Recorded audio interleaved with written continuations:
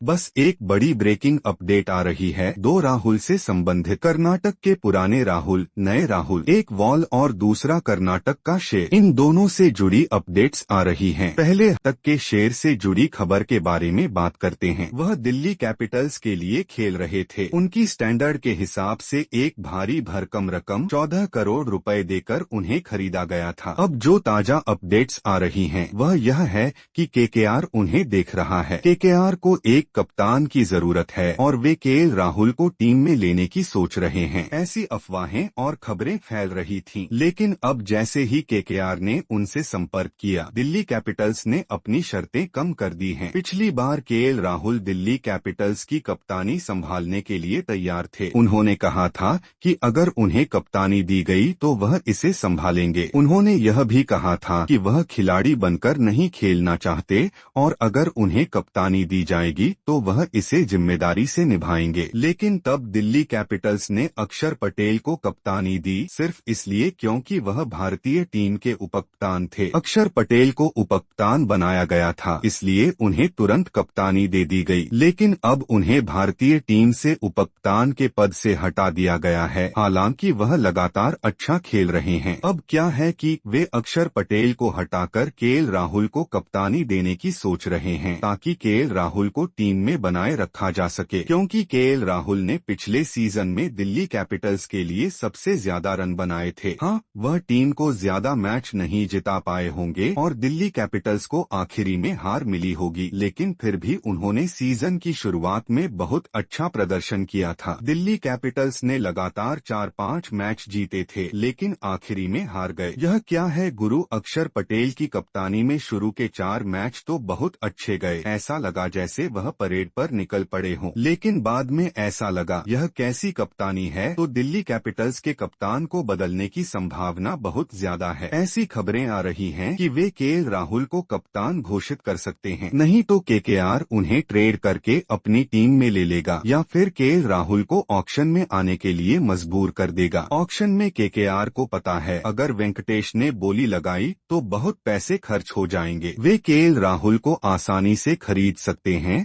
और उन्हें कप्तान भी बना सकते हैं। इसलिए अगर दिल्ली कैपिटल्स को केएल राहुल को बचाना है तो उन्हें कप्तानी देनी होगी। ऐसी चर्चा दिल्ली कैपिटल्स के अंदर राहुल के साथ चल रही है, ऐसा अपडेट आया है। तो हम उम्मीद कर सकते हैं कि दिल्ली कैपिटल्स में राहुल को जो सम्मान पिछले सीजन में नहीं मिला था वह इस सीजन में जरूर मिलेगा। और मुझे लगता है कि केएल राहुल की 2-0 इंटरनेशनल में वापसी हो सकती है। मुझे लगता है कि अगले आईपीएल सीजन के बाद उनके प्रदर्शन के आधार पर उनकी वापसी होगी। मैं इस पर विश्वास करता हूं। एक और राहुल से संबंधित अपडेट है हमारे राहुल द्रविड़ से। उन्होंने राजस्थान रॉयल्स की अपनी हिस्सेदारी बेच दी और टीम से बाहर हो गए। तो अब क्या है, क्या वह किसी दूसरी टीम में जाएंगे? मुझे लगता है कि वह जा सकते हैं। मुझे लगता है कि कोई भी टीम उन्हें कोच के रूप में चुन सकती है या वे उन्हें किसी और तरह से जैसे मेंटर के रूप में भी चुन सकते हैं, क्योंकि वह 2-0 वर्ल्ड कप जिताने वाले दिमाग हैं। क्या दिमाग है वह? राहुल द्रविड़ का। लेकिन राजस्थान रॉयल्स में उन्हें सम्मान नहीं मिला। पिछले सीजन में क्या हुआ? रिपोर्ट के अनुसार संजू सैमसन के बाहर होने की वजह रियान पराग थे। संजू सैमसन की बात भी राजस्थान रॉयल्स में नहीं सुनी जा रही थी। ऐसा लगता है कि टीम मैनेजमेंट ही मुख्य हो गया था। हाँ, टीम मैनेजमेंट भी मुख्य होता है, यहाँ उनका भी होना चाहिए। उनकी बात भी थोड़ी सुनी जानी चाहिए। सब कुछ हमारा है, सब कुछ हमारा है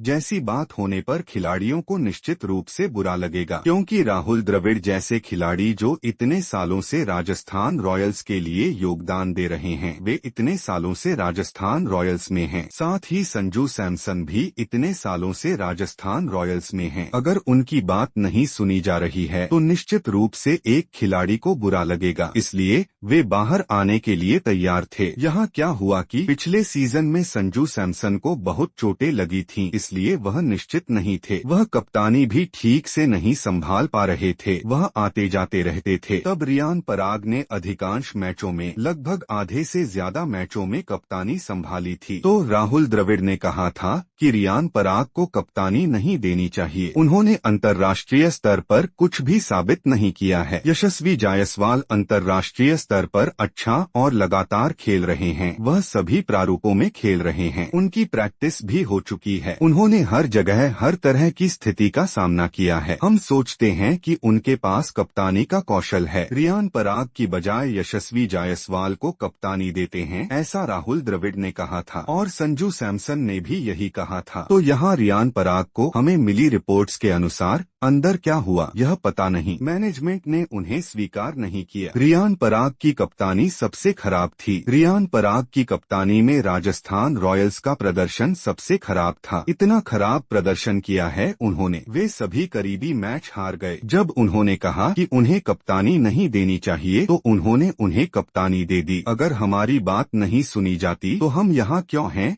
यह सोचकर वे दोनों बाहर आने के लिए तैयार हो गए। लेकिन संजू सैमसन का बाहर आना अभी तक कंफर्म नहीं हुआ है। यह रिटेंशन लिस्ट बाहर आने के बाद ही पता चलेगा। लेकिन संजू सैमसन निश्चित रूप से बाहर आएंगे। राहुल द्रविड़ तो पहले ही बाहर आ चुके हैं। तो यह जो टकराव है, यह जो ईगो क्लैश है फ्रेंचाइजी के बीच और कोच और कप्तान के बीच, वह अब राजस्थान रॉयल्स के पतन का कारण बन गया है। देखते हैं क्या राजस्थान रॉयल्स इस पतन को व्यक्तिगत रूप से लेगा और टीम को कहीं और ले जाएगा, या राहुल द्रविड़ किसी दूसरी टीम के कोच बनकर टीम को अगले स्तर पर ले जाएंगे। क्या संजू सैमसन किसी दूसरी टीम में जाकर कप्तानी संभालेंगे और ट्रॉफी जीतेंगे राजस्थान रॉयल्स के प्रति अपनी दुश्मनी के लिए। फिर मिलेंगे अगले वीडियो में दोस्तों, बाय।